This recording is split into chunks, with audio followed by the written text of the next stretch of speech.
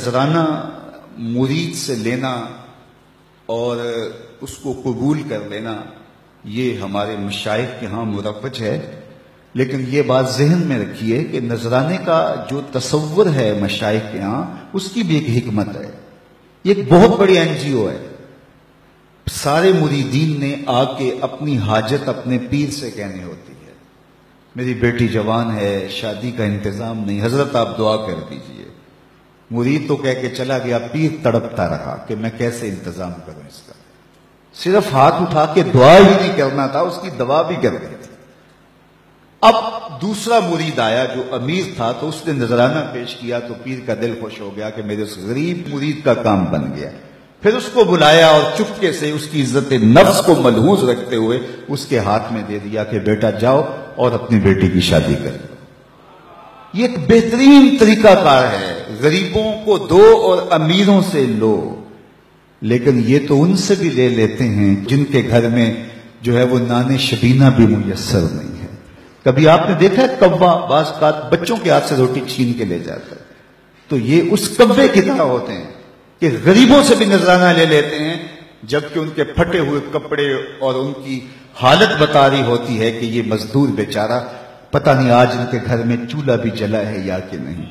علامہ اقبال کا معروف واقعہ ہے کہ وہ بیٹھے تھے میکلوڈ روڈ والے مکان میں، تو ایک صاحب آئے ان کے پاس جو بہت بڑے پیر تھے اس زمانے کے، تو ان کا ایک مرید لاہور کے دوسرے کونے میں رہتا تھا، تو اسے پتا چلا کہ میرے پیر صاحب علامہ اقبال علیہ رحمہ کے مہمان بنے ہیں، تو وہ ملنے کے شوق میں آیا اور اس نے کہا کہ حضرت بیٹی جوان ہے اور جن کے ہاں رشتہ طے کیا ہے وہ شادی کا کہہ رہے ہیں، اور میں پہلے 100 روپے کا مقروض، اس زمانے میں 100 روپیہ بھی بڑا ہوتا تھا، اور مزید شادی بھی کرنی ہے، کوئی دعا کیجئے، اور اپنا دکھڑا سنایا۔ پیر صاحب نے ہاتھ اٹھائے، دعا کی اور اس کو کہا بیٹا آپ کو اجازت ہے۔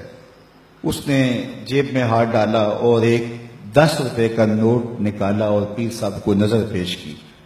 انہوں نے چپکے سے لے کے جیب میں ڈال دیا۔ اقبال کی بے ساختہ ہنسی نکل گئی۔ خیر مرید صاحب سامنے تھے تو پیر صاحب نے اس وقت تو کوئی بات نہ کی۔ جب مرید صاحب تشریف لے گئے تو اقبال سے پوچھنے لگے پیر صاحب آپ کیوں ہنسے تھے؟ کہا حضرت میں آپ کی دعا کی قبولیت پہ ہنسا تھا۔ تو آپ کو کیسے پتا چل گیا میری دعا قبول ہو گئی؟ کہا حضرت جب آپ نے دعا نہیں کی تھی وہ 100 روپے کا مقروض تھا، جب آپ نے دعا کر دی 110 کا مقروض ہو گیا۔ اب اس کو تو دینا چاہیے تھا لیکن آپ نے اس سے بھی لے لیا۔ تو اس پر اقبال نے کہا تھا ہم کو تو میسر نہیں مٹی کا دیا بھی، ہم کو تو میسر نہیں مٹی کا دیا بھی، گھر پیر کا بجلی کے چراغوں سے ہے روشن۔ کم بیش دلہ جو کہہ سکتے تھے رخصت ہوئے، رہ گئے قبروں پہ مجاور اور گور کن۔ میراث میں آئی ہے مسند ارشاد ان کو، زاغوں کے تصرف میں عقابوں کا نشیمن۔ نذرانہ نہیں سود ہے پیران حرم کا، نذرانہ نہیں سود ہے پیران حرم کا، ہر خرقہ سالوس کے اندر ہے مہاجن۔ شہری ہو دیہاتی ہو مسلمان ہے سادہ، بتوں کی طرح پجتے ہیں کعبے کے برہمن۔ تو اس کی تو مدد کرنی چاہیے تھی۔ وہ دکھڑا سنانے آیا ہے، بیٹی گھر کی دہلیز پہ بیٹھی ہے، یہ تو اس سے پوچھو جس کی بیٹیاں جوان ہیں اور ان کو رخصت کرنے کے لیے باپ مجبور ہے، کس طرح اس کی راتوں کی نیند اڑ جاتی ہے اور کس طرح دن کا قرار لٹ جاتا ہے، لیکن اس سے بھی 10 روپے وصول کر لیتے ہیں۔